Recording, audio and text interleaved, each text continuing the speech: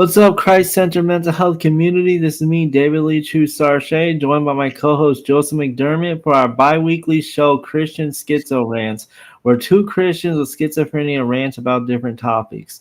Before we get started on this live stream, I have a quick announcement for those of you that are new to the channel. Please check out the Christ Center Mental Health Ministry website. That's www.christcenteredmentalhealth.net. There you can see our statement of faith. You can check out the Christ Center Mental Health bookstore. You can check out the On Faith and Mental Health blog. You can find out how to contact me or someone on the team for 24-hour peer support. And you can find out how to support the ministry via Patreon, Venmo, or Cash App. All right, how you doing today, Joe? I'm doing pretty good, and I'm gonna try to talk a little bit louder and closer to the microphone because apparently we've been getting a little bit of complaints that I'm a little too low. So I'll try to be louder, I guess. Yeah. So before we get started on my topics or any other topics you want to address? Oh yeah. I reconciled with my father recently. That's good. Yeah. That's good. Yeah, that's a good thing that you could reconcile with your father.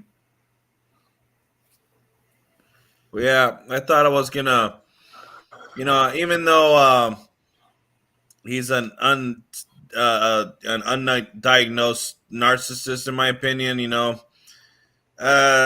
he's close to death, and I should put up with his shortcomings and whatnot, and just let him live good with me in his life until he passes on. Besides, I'm gonna get his truck when he passes on, and either I'm gonna give it, sell it, or keep it myself. Either way, it's a good thing. So yeah, that's good. So the first topic, I was actually thinking about. You actually gave me this idea for a blog, and I was thinking about writing it, but I was thinking we could talk a little bit about it too on here about how things are better for mentally ill people today than it was back in the day. I'll let you start that conversation. Well, when I took my peer support class, we did a little bit of history on the history of mentally ill people throughout the ages, and in the Dark Ages, when there was a theocracy ruling the world from the Roman Catholics, they thought we were demon possessed and killed us and burned us at stake. As time went on, in the industrial age, they would experiment with us. They would put us in ice baths and shock us, lobotomize us. So I'm grateful God put me in an era where, there's a little bit more sympathy towards people of my, because when we're having some kind of a manic episode, it's kind of hard to understand. But nowadays people can understand. Oh, he's probably mentally ill. There's actually a better understanding of mental illness that nowadays than there was back in the day. Yes. there's still a lot more work that needs to be done because there's still a lot of Christians out there that still think mental illness is demonic. But like you said, that comes from Roman Catholicism. I have hope that as we become more understanding of mental illness, that people will eventually let go of their ignorant views about mental illness, but it probably won't happen anytime soon. It's a burden, but at the same time, it's also a blessing to be mentally ill. I'm grateful that God made me this way because that's the problem with society today in general. It's like no one's really happy the way God made them. Yeah. This whole pretending to be something that you're not kind of thing is like it's absurd to me. But I accept the fact that I'm mentally ill, and I don't consider it a curse. Well, like it says in Psalms, we are fearfully and wonderfully made. Like we should be proud of who God made us to be. Like I wrote a blog on this before about how mental illness is a gift from God. Like it truly is a gift. I mean, mental illness, it depends on your perspective. It can either be a gift or a curse. It's all about how you perceive it. No, one thing that I'm appreciative that I am schizophrenic is that I think outside the box. Yeah, exactly. I don't go along to get along. I question things. Yeah. You might say I'm paranoid, but I kind of like to think it like I kind of like you're skeptical. Yeah, I'm skeptical of stuff, and I kind of uh, examine things, Yeah, and I kind of like, look at all sides of the spectrum rather than just looking at one side. yeah. And like, there's people that tickle your ear. You could support them and stuff, but you gotta be wary of people like that too. Like, Yeah, exactly. Like you can't just take what people say right away. Like that yeah, I'm thankful for my schizophrenia because of that same reason too, because it's made me not fall for all the narratives. Like I'm questioning everything. And I mean there is a downside to that because like sometimes you could question too much, but most of the time it's not like most of the time it's okay to question things, but there yeah, are times like you don't want to question the love of your loved one. Like you yeah, take that as absolute fact. But then when it comes to like the things that we see on the media, like we question that because I mean, yeah, you know what I mean. yeah, yeah, yeah. I know what you mean. Yeah, yeah. But yeah, like I feel like people with like those of us with schizophrenia, we either fall on one extreme or another. Either we become too trusting or we become not trusting at all. Like we tend to go back and forth between those two extremes. It's true. Yeah. I also noticed that people with schizophrenia also go between the two extremes of either wholeheartedly loving God or wholeheartedly hating God. Like Yeah, we're very polarizing. yeah. When I was an atheist, it's like I wasn't really an atheist because I was thinking about God all the time, like how much I dreaded Him, and Yeah. how much I didn't like Christians and whatnot. Yeah. If I really was an atheist, why would I bother thinking about religion at all? Exactly. Religion would have been the furthest thing from your mind. Mhm. Yeah, but you knew God was real and you knew Christianity was true. Yep. Yeah. Uh, I was trying to convince myself that God was not real, and Yeah, it didn't work. It didn't exactly. work. Exactly. So the next topic I wanted us to address is I want to talk a little bit about intelligence and mental health because a lot of people automatically assume, oh, LJ says it is important for people with schizophrenia to be in a caring community to help when the delusions and difficult thought patterns appear. Yeah, I agree with that. Like Yeah. it is important for people with schizophrenia to be part of a community. That's why I'm thankful for my church because my church is a very supportive community of me. Like, I think it's very important for Christians who have schizophrenia to be plugged into a church. Like, Yeah, and even if you're not a Christian and you're schizophrenic, go to a club where there's other schizophrenics and whatnot. yeah, If you go to exactly. a city and they have programs like that, I'm sure they have clubs. So Yeah, exactly. All right, like I said, the next topic I wanted us to discuss is about intelligence and mental health because a lot of people they kind of equate mental illness with being mentally retarded. And like I experienced it growing up. People, ignorant people that didn't know about mental illness, they automatically think we're stupid. And actually, like that's not true. There's a lot of mentally ill people that are very intelligent. Like for example, not very like people don't like my one of the people I look up to is a guy named John Nash. Like you may recognize that name from the movie A Beautiful Mind, and like that man was a mathematician. He was a professor of mathematics. He won the Nobel Peace Prize for his invention of game theory in mathematics. Like, and yet he dealt with schizophrenia all his life, or at least from his 20s on.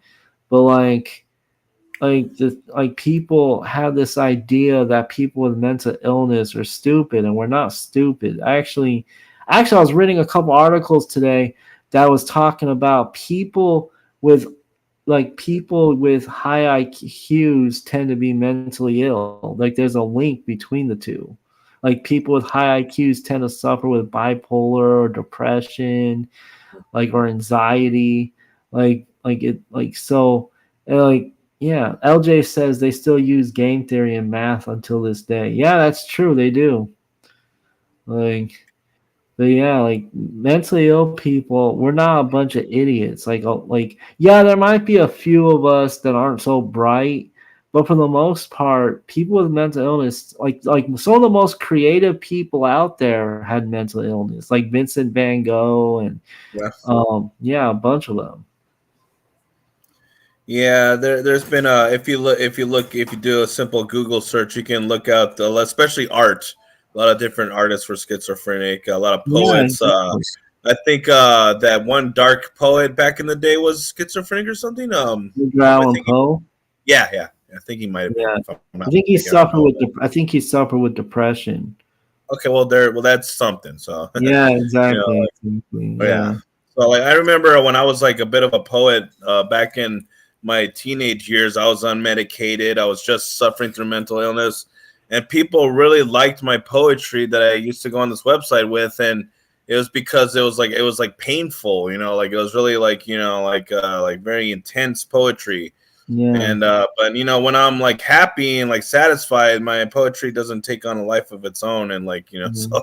so it's not as good. So I can understand that because like when I'm manic, like I can write all kinds like that. Like I was like I'm when I'm manic, I can make up stories very easily and they flow.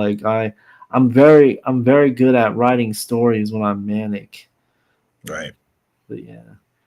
All right, so the next topic for us to talk about is it appropriate for Christians to take psychiatric medications?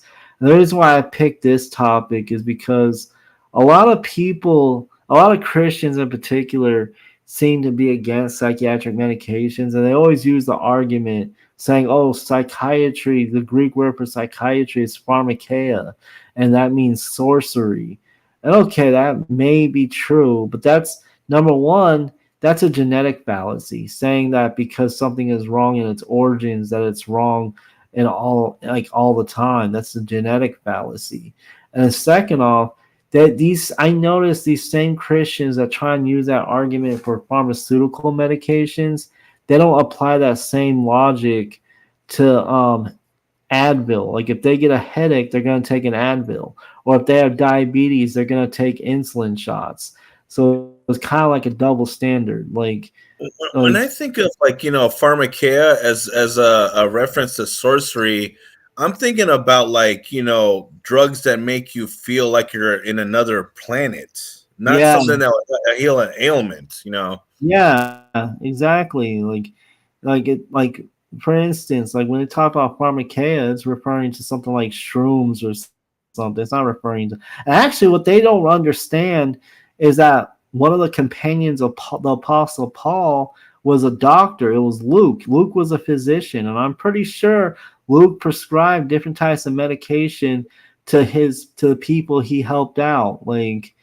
And so like I'm pretty sure Luke gave medicine. Like Luke wasn't opposed to giving out medicine.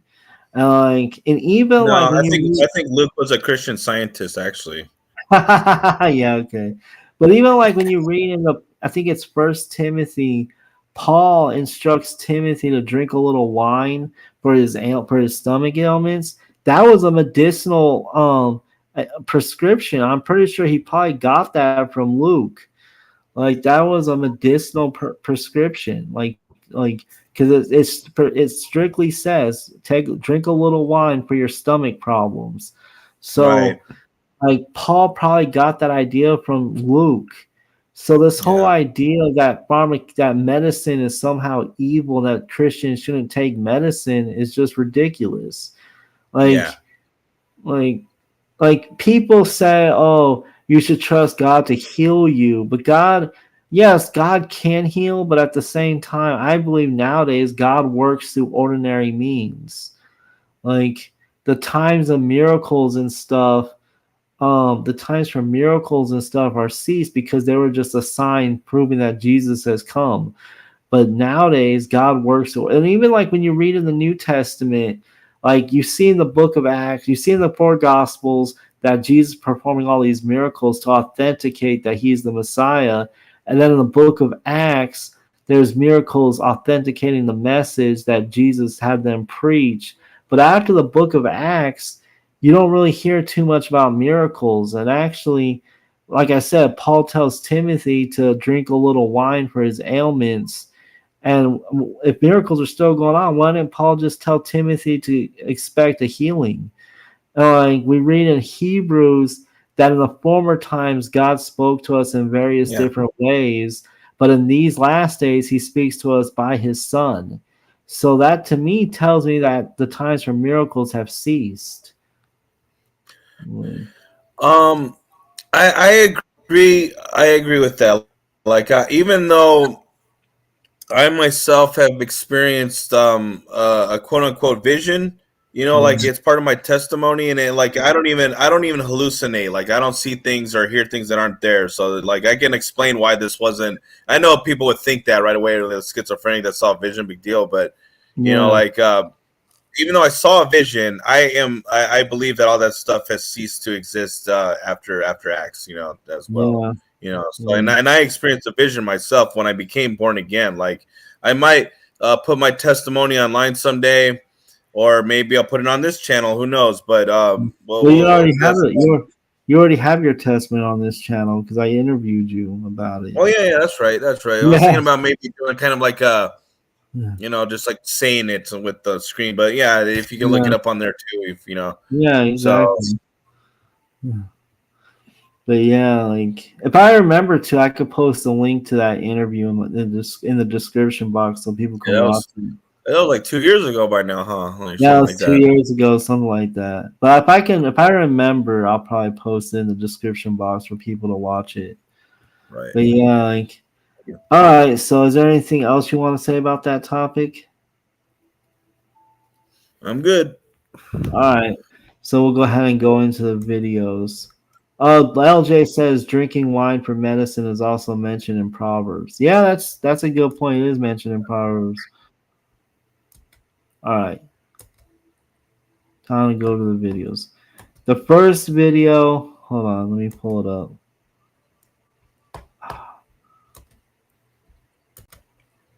All right, the first video, as you can see, is titled Venice Beach Homeless Man Shares About Schizophrenia and Life on the Streets. I think you'll find this quite interesting. Okay. Yeah. All right. Ago, Hold on. Can you hear it? Yeah, I can hear it. 3+ years ago, I became homeless. I lived in Missouri, Republican state. They don't care about anyone. I will say he does get a little political in this video, but let's just ignore that. Like, I think that's a point. yeah. The Republicans don't give a damn. But I had a racist family.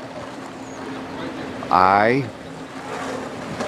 said I am not going to be racist. They wanted me to be a racist person. They said anyone of a different color other than this one had to die.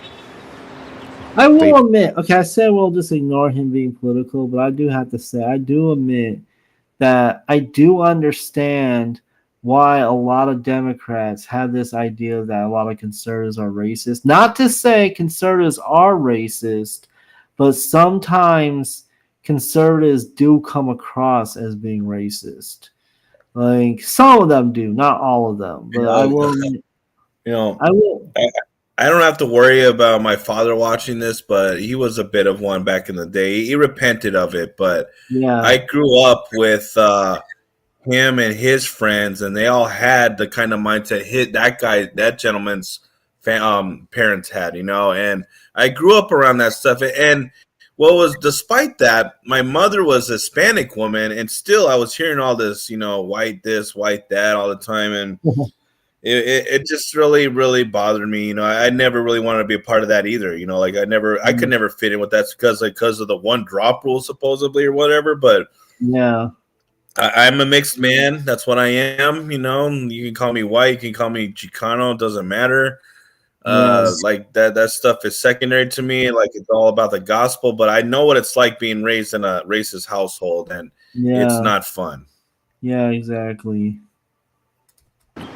They don't matter. There is nothing, you know. Yet I have a family that has children who are interracial. Yet the parents that I had said, no, no, we don't want them. Don't need them. They don't matter. Wow, that's horrible. They said about the interracial children, we don't want them or need them. That is sad. Like just because your children are interracial, they're gonna say no, we don't want them, we don't need them. That's horrible. Being biracial, that's what it's all about. You're like, Yeah, most people could care less, but you do get people that, both sides. Like I've had Hispanic friends that were racially motivated and were racist basically, and I've had people that were white that were racist to me, because I was yeah, Hispanic, and I've yeah. experienced it on both sides. And I had experiences like that too, where white people didn't accept me because I was Chinese, and Chinese people didn't accept me because I was half white. Like growing up, a lot of I had most of my friends were black people, but then like as a young adult, I had a lot of Asian friends, but they still, even my Asian friends, still didn't make me feel like I was fully accepted by them. yeah, Like like, but I always like the people I always felt really comfortable around that fully accepted me were black people. that's Like, good. yeah,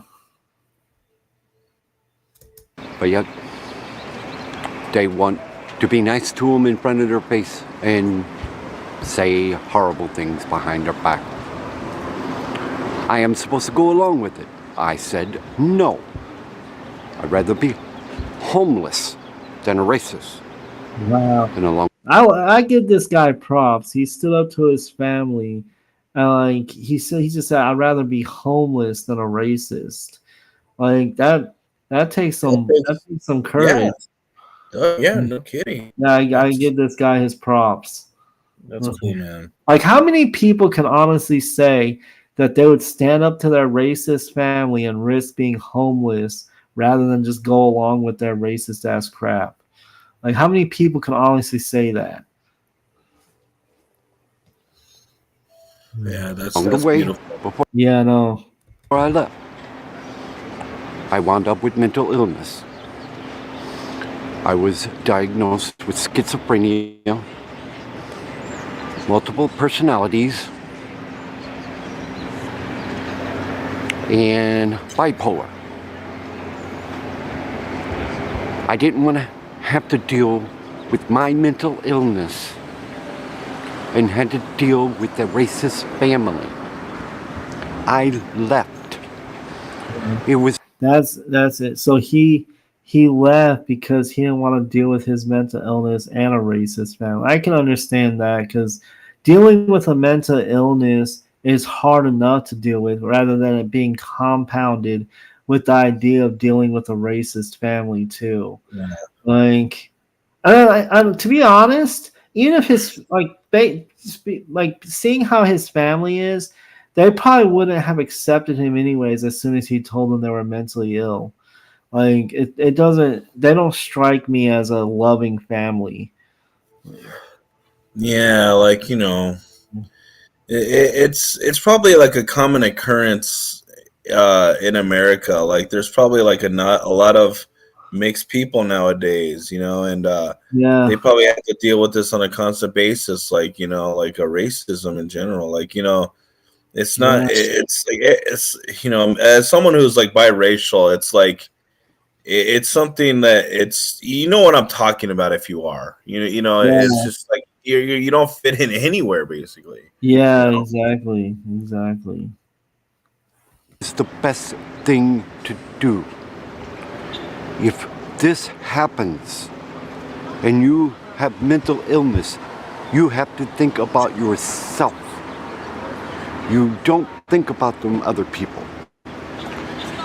This is why mental illness becomes worse. He does Because have a point. Like I don't necessarily agree that you should think about yourself because as a Christian, you should put, like the Bible says, think of others as more important than yourself. But there is a truth to the idea. To a certain extent, you do got to think about yourself, because you got to think about your own mental health. You have to think about how you're going to get your medication, how you're going to maintain your stability. So, to a Mhm. certain extent, you got to think about yourself. And if your family isn't supportive, well, then you got to be like, you know what? Screw you. I'd rather go be homeless than deal with you guys. Like, Yeah, like if someone said to me, like you have to denounce Jesus Christ, I'll take care of you. I'll give you a home to live in, all the money you want, all the riches you want.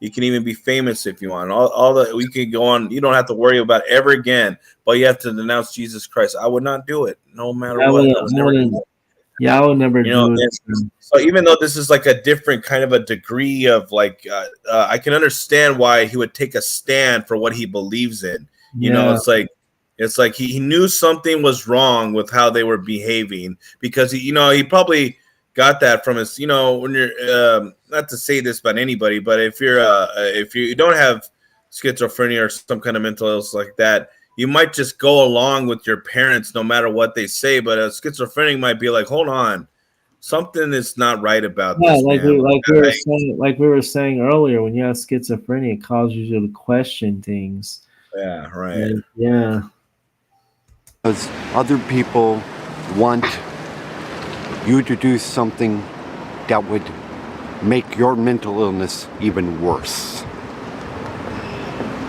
I have breakdowns. I can walk down the street and I'm not with my wife. I start talking to myself and I start ranting. I can relate to that because I've had times where I would go out in like the middle of the night by myself when I was manic and start ranting about nonsense stuff, and most people would just ignore me or laugh at me. Like, but I can relate to that because I've done that before, where I've gone out in the middle of the night and start ranting about nonsense. Me too. Yeah. Yeah, I hope I never do that again. Yeah, I hope I never do that again too. But now, like you said, when he's not with his wife. When I was Yes. doing that, I was single.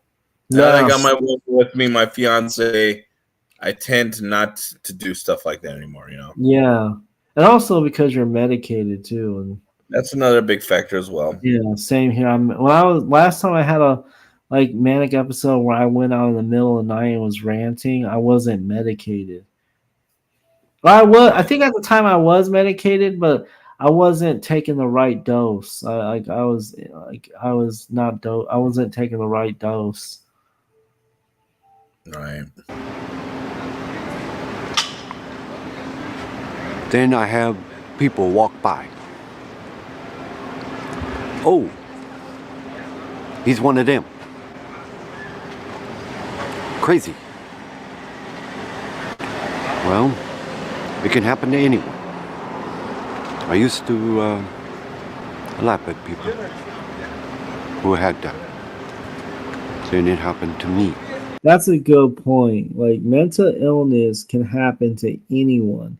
That's why people shouldn't laugh when they see someone walking down the street talking to themselves. Like, they need to remember, like, that could be you. Like, mental illness can strike you at any time. You can get into a car accident and that'll mess up your brain, or it could just manifest later in your life because it's hereditary. Mental illness can happen to anyone.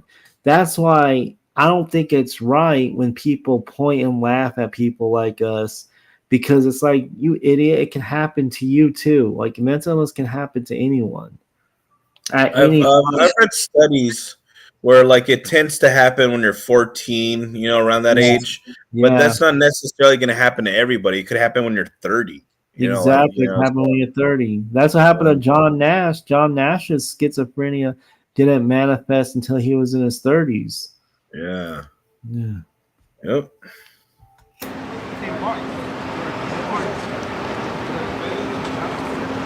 Think about it.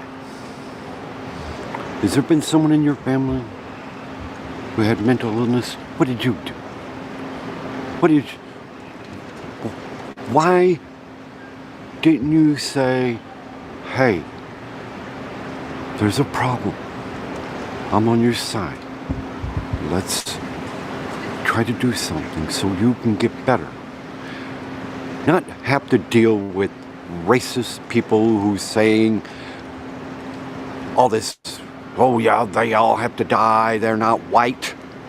He does make a good point, like LJ was saying in the comments, like people with schizophrenia need a community to be a part of. Because if we're alone and we don't have a community, we'll just lose our minds and we might end up hurting ourselves. So we need a community of people that care for us. We don't need people being negative. We don't need people that are gonna bring us down. We need a community of positive supporters. Amen. Yeah. What are you? Most of the people I know that are racist. You can say whatever you want. Most of the people who are racist are Republicans that I know of. I've seen it. They'll say one thing to your face, turn around, and say something horrible about you, and you'll find out later that these people are lying backstabbers. All right? What do you think's going on in Congress? What do you think is going on in this world? When are you going to stand up? Hey, I got mental problems, okay? I'm still standing up. I'm still calling senators, asking them to help the homeless. Please help the elderly. Please help minorities. Please help. Please help the ones with mental illness. He does make a good point there. Like these people in leadership, they don't really care for us. But at the same time, though, we should be standing up for ourselves and advocating for ourselves and saying, hey, look, why don't you help the mentally ill? Why don't you help the homeless? And advocate for ourselves, because the only way we're going to ever get help is if we speak up. If we just sit there quietly and let things go by, then we're never going to get the help that we need. We need to advocate for ourselves. Because like the saying goes, the squeaky wheel gets the grease. So now, this guy wants to put his hope and faith in something, I can tell. And yeah.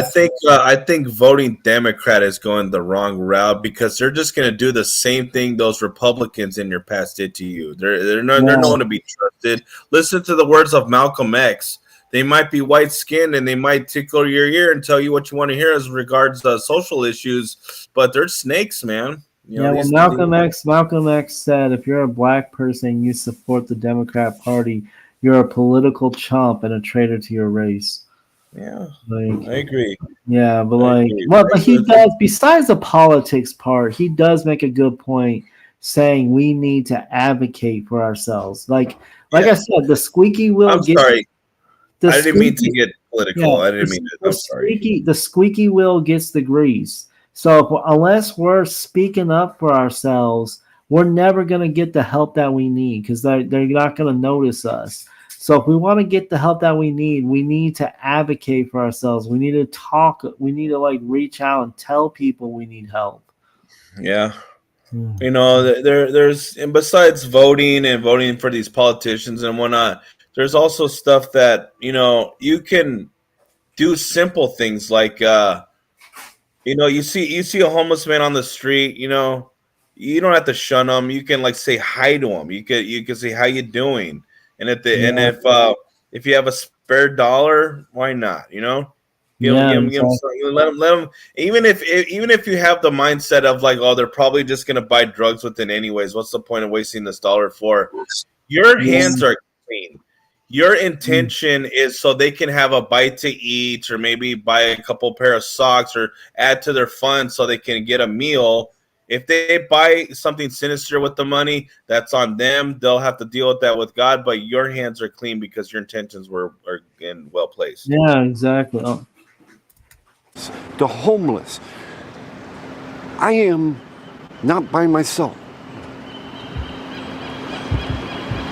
My mind is screwed the hell up, but I am not so screwed up where I don't know what the problem is.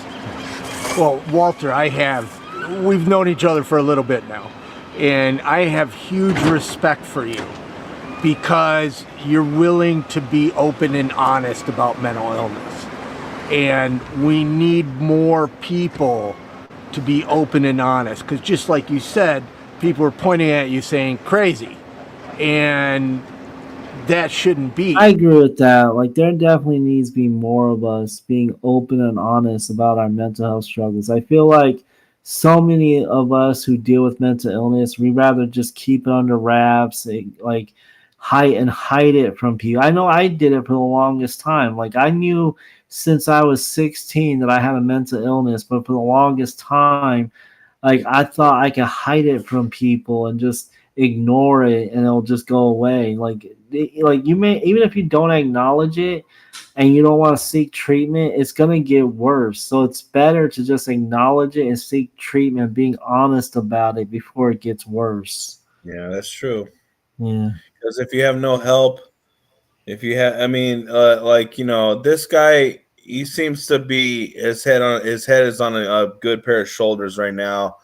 He, you know, despite his liberal viewpoints, he's in California. That's just how it is over there. But Yeah. you know, I mean, I think he's just, like, you know, putting his faith in something that's just going to disappoint him later. But Yeah. you know, Republican, Democrat, that whole thing, you know, I'd rather he well, I would rather he find the gospel for one thing. You know, that would be a step in the right direction for sure. But Yes. you know, I hope he does find God one day. I'll pray for this man tonight. Yeah, I hope Christ redeems him too. Like, because it seems like you said, it seems like he's looking for something in the wrong places, and he needs Christ. Like, that's what he ultimately needs. Because, like, that's the only thing that's going to give him hope in this life is Christ. And, like, but like you said, it does seem like he knows he knows what he's talking about, even though he has schizophrenia. Like, this goes to what I was saying earlier. Like this guy, he's obviously intelligent. He may have schizophrenia, but he's actually a very intelligent man. Like, so this goes to what I was saying earlier. Like, just because you have mental illness does not mean you're stupid. Yeah, it doesn't. But my question is, who's helping you? I mean, you're here in Venice. Who's helping you? I am seeing a doctor, a mental doctor, osteopathic, whatever, cuckoo doctor, Dr. King at Venice Community Clinic. I talked to him. He looks at me and he says, okay. He asked me a question. How's this do? You don't exactly treat me like I'm, but he tries. That's what I like about the psychiatrist that I see now. I don't go I don't go to a mental health clinic anymore. I praise the Lord that he led me to a private practice psychiatrist. And like the psychiatrist I see now, he doesn't treat me like I'm mentally ill. Like I go in there and we talk to each other like we're friends. Like, I mean, you could probably say that's inappropriate for a mental health professional. But I don't think so. Like, he makes me feel like I'm comfortable enough to just be myself when I'm in the session. Like, I never had a psychiatrist like that before. Most psychiatrists that I see, I feel like I have to be uptight. I have to act a certain way. Like, I feel like they're scrutinizing me. But the psychiatrist I see now, I can just be relaxed around him. I don't have to like pretend to be something I'm not. And like I like that. That's why I personally like private practice psychiatrists more than mental health clinics now. Yeah. Right now I'm kind of in the middle of the mental health field in Phoenix, Arizona, and it's not that good, but I'm trying, but I don't know, man. Yeah. Yeah.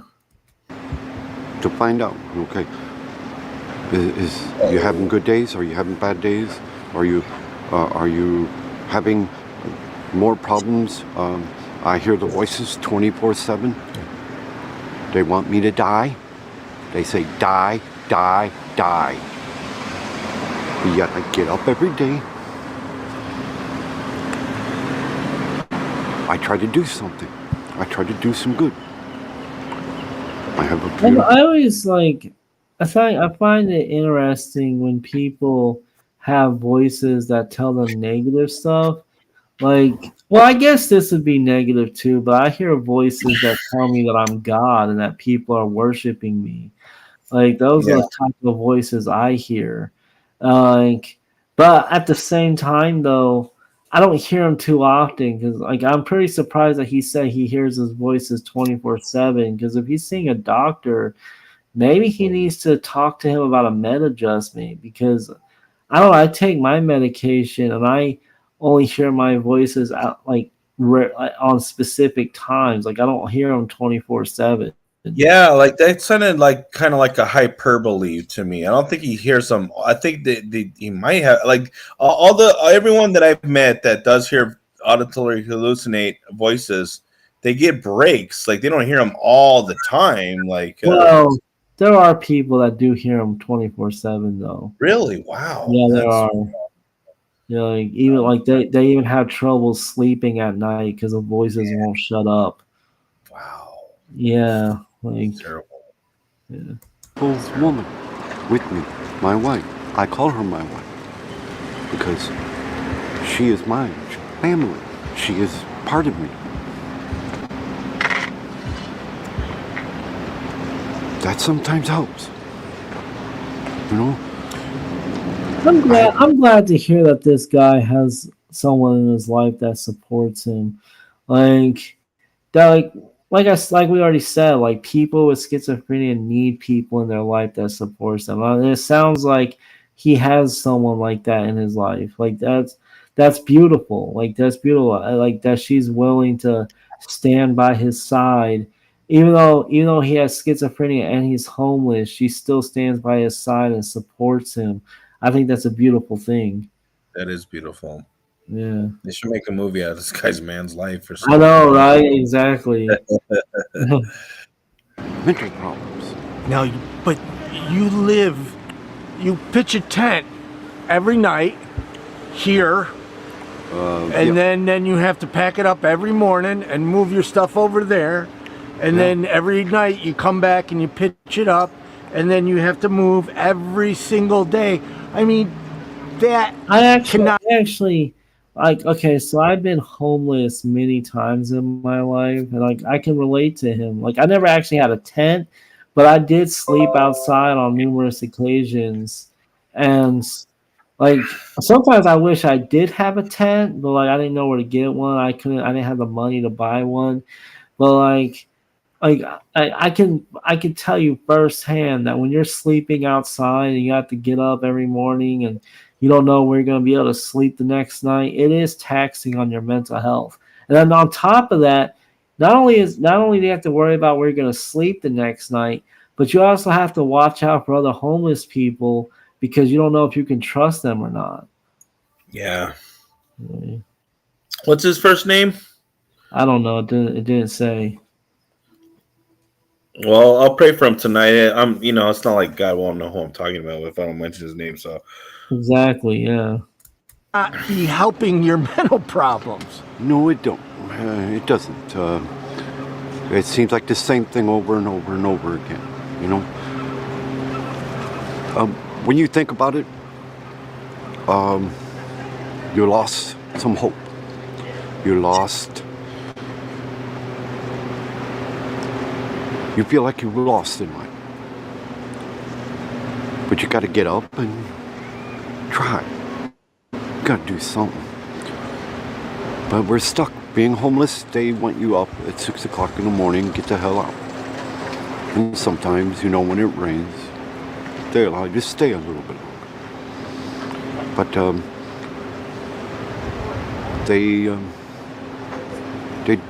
they want you gone so that they don't have to worry or something.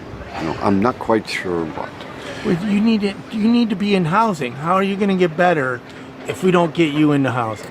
I've been trying to get housing. I finally Oh, I know this a part. voucher for Section 8. You got a voucher? Yeah, finally my second one. I couldn't get an apartment before because no landlord would say yes. So they give you a voucher, but then they put responsibility on you to find it. Yeah, I remember this. Like they gave him a voucher to get a Section 8 apartment, but then they expect him to find his own apartment. I'm like, that's kind of messed up. Like he's homeless. He doesn't. He probably He doesn't even have a residence to begin with. How is he supposed to apply?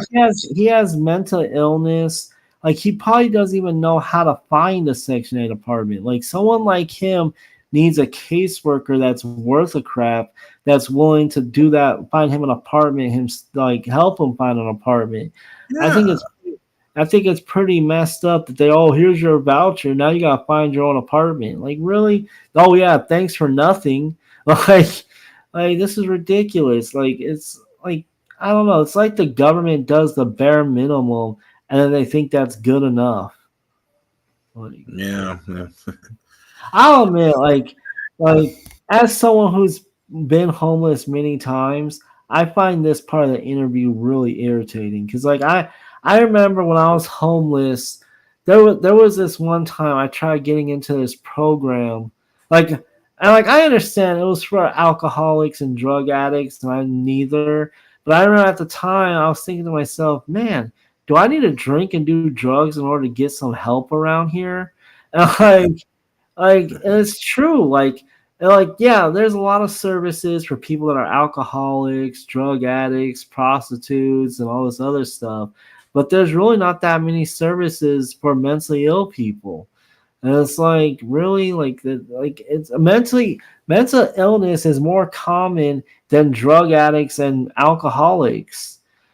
So there should be more programs out there helping out the mentally ill than there is for alcoholics and drug. Not saying that there shouldn't be programs for alcoholics and drug addicts. I'm just saying if mental illness is as common as I think it is, which from all the studies I've seen, mental illness is more common than drug addicts and alcoholics. There should be more programs for mentally ill people. And also at the same time, a lot of mentally ill people that don't seek help from a psychiatrist, what they often do is self-medicate with illegal drugs. So there should be programs to combine both, in an umbrella for people that struggle with addiction and to whatever, whether it's drugs or whatever, and for mentally ill people, I think there should be programs like that too. Yeah, exactly. They do. And sometimes they don't. If you can't get housing on your own, they will try to help you. Yeah. They will. Down here at St. Joseph's on Lincoln. They will try to help you if you ask.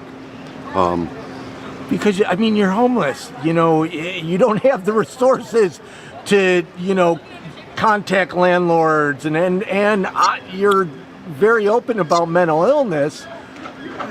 They should be helping you with that voucher. They have been. It's like you said, he has no residence, so it's like how is he supposed to apply for an apartment on his own if he doesn't have a residence? His caseworker should be helping him find an apartment. He shouldn't be on his own trying to. I kind of think because he is open about his mental illness, maybe a lot of landlords are unsure about letting a mentally ill person into their apartment complexes. They think he's gonna be all crazy and everything. I don't know that for a fact, but I can actually imagine landlords thinking that though, because a lot of people are so ignorant about mental health. I can see a lot of landlords thinking, "Oh, this guy." They'll give some guy who has bad credit or who didn't pay his rent for 6 months straight, but they'll give some guy like that a chance. But some mentally ill person who paid his bills the whole time, they're weary of that. Exactly, weary of that. They've helped quite a few people with that. Then all of a sudden, the housing shortage isn't just here in California. It's There's all over. a lot. Yeah. We're talking about if you got 52 states, whatever. There should be 52 anyway. We need Puerto Rico. But I agree. look what Trump did. Yeah. That wasn't I try cool. not to go political. I know, I'm a political person. Yeah, Okay. I But know. still, yeah, you put them numbers together. You're talking about elderly.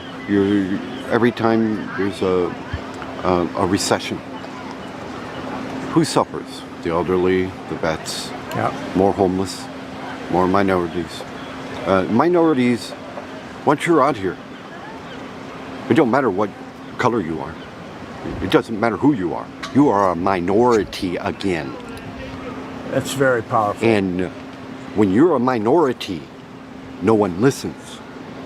I can see besides his politicalness, like it is true that mentally ill people are considered a minority, and no one does listen to us. Like no one listens to us. Like that's why we need caseworkers that advocate for us because like people don't listen to us, and it's unfortunate because people don't take us seriously when we say, "Hey, we need this, we need that." Like it's like they should listen to us more, but like it's like as soon as these people find out, oh, you're mentally ill, it's like they don't take you seriously anymore. Yeah, I know. Yeah, they just think you're cuckoo for Cocoa Puffs and you're better off dead, you know. Yeah, exactly. I mean, it's like we said earlier, it has gotten better for those of us with mental illness. I mean, at least they're not experimenting on us anymore. But at the same time, though, like it's not better because we tend to get shunned by society and like or we get ignored or whatever. So Yeah. it's kind of like bittersweet. It's better now than it was 50 years ago in the sense that we're not being experimented on, but it's not better in the sense that we get ignored or mistreated or something. Yeah, I agree. 100%. Yeah. And when no one listens, you got to speak louder. And if you don't speak louder, like Martin Luther King says, who gives a damn? Okay, I don't mean speak louder as in being totally angry, but you've got to speak up for yourself and that other person who's homeless. Yeah. That other person, no matter who it is, elderly, whatever, mental problem. You've got to speak not just for yourself. I do like what he's saying here. Like you do, like I said earlier, the squeaky wheel gets the grease. Like you have to, like I agree with him. You have to speak up for yourself. Like I know this is hard for me to take in because I tend to just go with the flow all the time. I kind of like I'm a pretty laid back guy, and like I just kind of go with the flow. I'm like oh whatever. I kind of like I'm relaxed, but at the same time though that's bad because I get ignored by a lot of people like because I just go with the flow. Like no, you need to like I'm learning. Oh, as I've gotten older, I've been learning. You have to speak up for yourself because if you won't speak up for yourself, no one else will. So it's important. Like it's a dog eat dog world out there. So you have to speak up for yourself. If you don't speak up for yourself, you're just gonna get ignored. And like I remember when I was in like because I spent many years in foster care in the foster care system, and I aged out of the system at 19. And I feel like the like I feel like towards the end of my stay in the foster care system, people like since I was in there for so long, I just became a number to them, and they just pushed me off. And oh, he's been in here so long, we don't have to really worry about him, like, and it's true. Like as like you have to speak up for yourself. Yeah, I agree. If you don't say anything, then not much gets accomplished. You can't just like do one phone call and expect everything to happen right at once. You know, Yeah, they need a little push to get going. So exactly. let them know you're there, and everything should be fine, I guess. But Yeah. Yourself, you got to speak for everybody. It's what I've been saying. It's going to get worse. We got to be raising the flags, sounding the alarm. We've got to do something about the affordable housing crisis. We've got to do something about more mental illness services, drug addiction services. We need to treat it like the health crisis it is instead of locking people up. You know, I mean, we need to be sounding the alarm. Yes, I come up with an idea that wasn't mine. You see a show called Tiny House Nation. I'm not saying it's the answer, but I'm saying Congress needs to look at it. The state of California needs to look at it. Every state needs to look at that. It's cheaper. Yeah. So you'd go into a place if you were offered a place. I mean, you've got a Section 8 now, but you've got to find it. You've got to find a landlord willing to allow you to stay there, which is kind of like finding the Easter Bunny. Well, but if you had a place of your own, you know, whether it be a tiny house or an apartment, you'd go inside. Yeah. I think that's an interesting idea. Like he said, Congress and the states need to look into tiny houses. Like I think that's it. Can you imagine if they had? I don't know exactly what a tiny house is, but like it is an interesting concept. Like having tiny homes for people that need shelter. Like I don't know. I'm not entirely sure what a tiny house is, but it does sound interesting to me. Yeah, that would be welcome into today's society. Anybody not making a lot of money, if any money at all, to have like maybe a $50 little hut a month. You know, like, exactly. That would be interesting. Cool. Yeah. And your wife. Yeah. And that's how we end homelessness. We gotta care. Yeah. That's why I keep pushing the only idea I have. You know, to senators, to representatives. Yeah. Tiny houses. Look at it. Look at it. It's got everything you need. And every time you watch the show, you see other stuff that even homeless people would need. Solar on some of them. I really like that idea. Like the more I think about it, like if they gave homeless people, mentally ill people, like a tiny house, like that had all their amenities, like a toilet, a shower, a full kitchen, like just a little tiny, like you said, a little tiny hut for them to live in. That would probably end the homelessness crisis. Yeah, it would significantly make it a lot better, the whole situation, no doubt. Yeah, exactly. I think this guy's onto something, to be honest. Yeah, it's a nice idea. Yeah. Wind power. Hey, we better start thinking. Hold it now. Homelessness can last forever. There's people out here in their 70s. There's people out here in their 60s. I met somebody at 78 today. Oh, well, that's out here. I met people in their 70s and 80s that were homeless. But you know what? I met many people who were homeless with me who, like, they weren't homeless by circumstance. Like, a lot of them were homeless by circumstance, but I met a lot of people who were homeless by choice. I know that sounds kind of weird to say because who would want to be homeless by choice? But at the same time, I have met them. Like in the summertime, they want to just pitch a tent in the mountains and just live off the land because it's like in the wintertime in Colorado, no one wants to be homeless. Like they try and get inside the shelter. But during the summertime, I see it all the time. I saw it all the time in Colorado. People would just pitch tents in the mountains or just live off the land, and like it's interesting. I know in California there's this one gentleman who was getting interviewed himself, and he was like saying, yeah, like I'm getting free money from the government, I'm living in a tent, I get all my entertainment on my phone, and I was like, I don't have to pay any money to live, man, it's great. Like he was like he actually liked it, you know. Yeah, I know. For 7 years. I've known, when I was in the state of Missouri and in Illinois, people who were homeless 20, 30 years. Yeah, it shouldn't be. Some people die on the streets. Yeah, it shouldn't be. I've seen a person.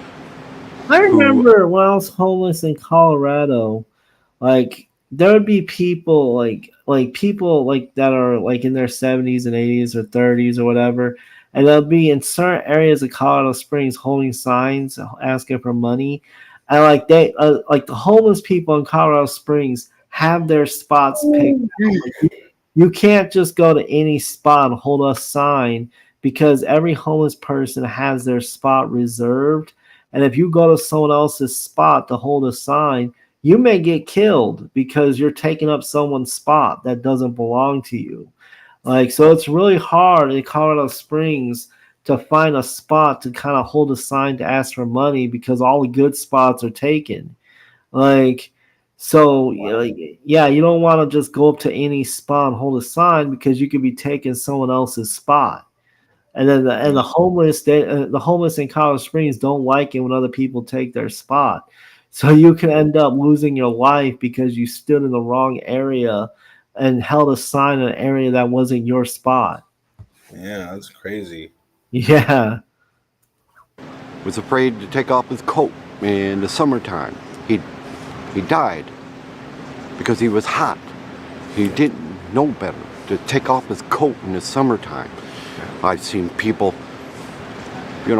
sleeping on cold concrete, heard people say they were trying to sleep in the vent areas. This actually reminds me of a homeless guy that I saw I knew about years ago. Like me and him were good friends, but I remember he told me a story before he went to the shelter.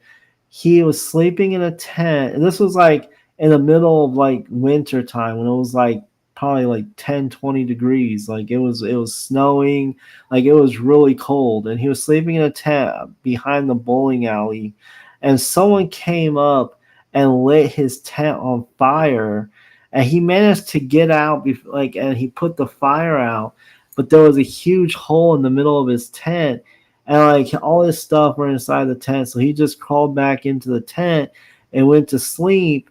But since it was so cold and like there was a hole in his tent, he ended up getting frostbite on his foot. And like he was going through medical treatments, but I never found out what happened to him after I left the shelter. But I was like, man, like people are so screwed up. I know the guy's going through enough as is, and then you burn his tent. I mean, that is Yeah, exactly. St. Louis, next to big buildings where the hot air was coming out. One of the police got him away. Well, it's interesting you're Missouri because I'll link to a tiny home video down in the description that from Springfield that I visited over the summer, which kind of validates what you're saying. They have done it in certain places. Yeah. And they did it for vets in Kansas City, Missouri. Yeah. And it kind of worked, and I know. Yeah. In some we places just can't they take put it away. people in boxes. It has to have community and services. Like, for instance, if there was tiny homes here and they offered health services and mental health services, it'd be perfect for you. I agree with that. Like you can't just offer tiny homes to people. Like you need to offer like services to them. Like you said, mental health services or drug addiction services. Like the tiny homes is one solution. That would go a long ways in ending the homeless pandemic. But at the same time, though, you need to offer more services than just tiny homes. You need to, like, if someone has mental illness, you need to offer them psychiatric treatment. You need to maybe they need medical transportation to get to their appointments. You need to offer that. Like, it's not just offering tiny homes is one step in the right direction, but there needs to be more than just that. Yeah, I agree. There's always got to be a constant. You got to go the programs. You got to go through programs that to help you sustain your life stability. You know, you have to. When you mention programs, I remember when I was living in New Jersey, I was homeless at one point, and I was trying to see a psychiatrist, and they had me go through this day program. and they told me I had to do the day program Monday through Friday, and it was an all-day day program. Like it was from like Right. 8 a.m. It was like from 8 a.m. to like 3 or 4 in the afternoon, and like it was the most ridiculous thing I ever experienced. Like they told me I had to go through that program, and then I'll be able to see a psychiatrist. I never got a chance to see a psychiatrist. Well, I think I did, but like they had us doing stupid classes. Like one of the classes that we had to take was how to fold napkins. I was I was like, seriously, you're teaching me how to fold napkins? Like this is a waste of my time. like, That like seems like a joke to me. Like, really? yeah, exactly. So like that's the thing. Like he's talking about there needs to be programs for like but like there needs to be programs, but not programs like that where they're teaching you how to fold napkins. Well, yeah, obviously they Yeah, need to step up on the response. Like they got to teach you better skills than that. That's yeah, funny. exactly. Yeah. It'd be perfect for your wife. You'd get end homelessness like that. Yeah. Think about it. When America first started, what did everyone start on? In tiny places. Just think about it. Yeah, yeah. They had to make it, but it lasted, and that's how it started. Well, Walter, I think the world of you. I really respect you for being so open and honest. I could talk to you all day, but we try to keep these videos, at a reasonable length. And let me ask, if you had 3 wishes, what would they be? Well, we're going to go into something you may not like. Stop voting Republican. Okay, there's wish 1. Just help the vets. Help the vets. And then try to help us homeless, the rest. Yeah. Please. Yeah. They deserve it. Probably just as much, if not even more, than the rest of us, the vets. Well, thank you very I much. think it's interesting. Like he asked him what 3 wishes he would have, and besides the first wish, like it's interesting. He could have like wished for anything, like for selfish motives, but he said he wants help for the vets and he wants help for the homeless. Like this guy, like You I know, don't believe that there's any such thing as a good person, because I believe that people are totally depraved apart from Christ. But at the same time, it is refreshing to see someone that says, "Oh, I wish that the vets get taken care of, and I wish that the homeless get taken care of." last time I checked, Venice Beach was in California, Yeah, and the Democrats run California, right? I think so. Yeah. And so he's complaining about all these problems and homelessness and whatnot in California, yet he says, "Don't vote Republican." I know, right? Yeah. Yeah, that's true. Like Democrats are helping at all. Look at the reason why people are leaving California is because they're escaping their policies. Yet they bring their Yeah, liberal policies that's with them. true. Exactly. I Exactly. mean, We're do talking. you really want to turn? Do you really want to turn Nebraska into Los Nebraskalis? Yeah. Yeah. Yeah.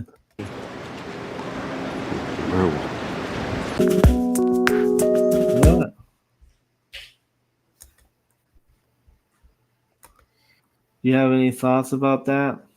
I mean, I think he's looking for answers, and I think Yeah.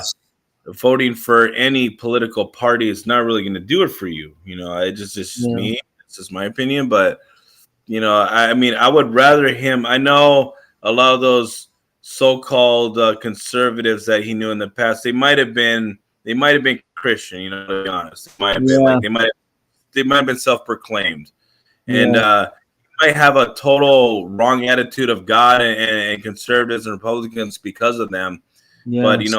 like that's just like someone who grew up in the church and was abused by a priest or something or whatever, When they and turn has a around and total hate negative first. view on Christianity altogether Yeah. because of their abuse. It's like Yeah. that's Like just That's because some people are bad doesn't mean everybody in that group are bad. That's something atheists don't understand. Like they say, "Oh, look at all these evil things that Christians are doing. Therefore, the whole religion is evil." Like there's a reason why you come across Christians that are hypocritical. It's because of the fall of man. Like because of the fall of man, man is wicked. Like so, we do wicked things. Like that's not hard to understand. Like but you're right. Like he obviously was hurt by Republicans, and like he has a bad taste in his mouth when it comes to Republicans.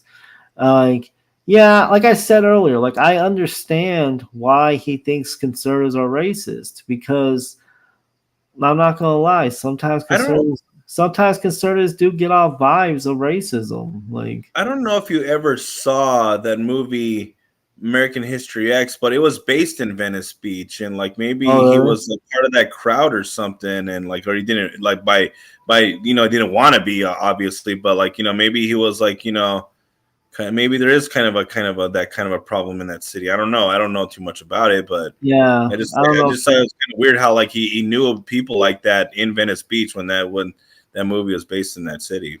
Yeah, that's true. That's true. I don't know anything about Venice Beach myself, but like I don't know. I just know that some conservatives do give off the vibes of being racist. Like they just like I don't want to get too much into it because this isn't a political channel, but like but yeah, it's like I feel bad for this guy because like he obviously wants help, and like it seems like he's having a hard time getting the help that he needs.